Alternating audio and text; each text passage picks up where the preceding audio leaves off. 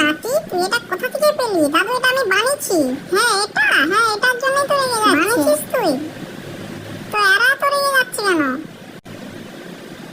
সবাইকে বলছি আমি এটা কি করে বানিয়েছি, তোমরা সব শুনো। এটা হলো গাছের এরকম পাতা ছাল দিয়ে বানানো হয়েছে, এটা পাতা দিয়ে।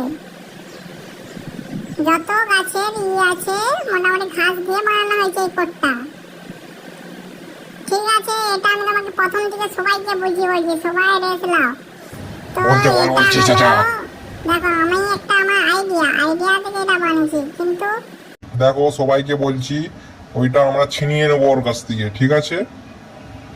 ওর কাছ থেকে ছিনিয়ে নেবোই। চলো সব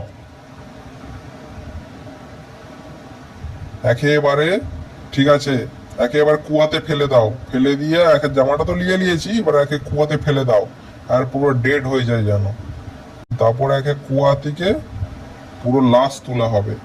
এই জামাটা এখন আমি পরবো। হাতে তোকে ফেলে দিলাম, কিন্তু এবার আমার চাচাকে এগুলো কি বলো পয়সা দিয়ে দামাম করে দেবো কেসকে। চাচা, এইটা তোমার নাতির জামা, কিন্তু তোমার নাতি আর বেঁচে নেই।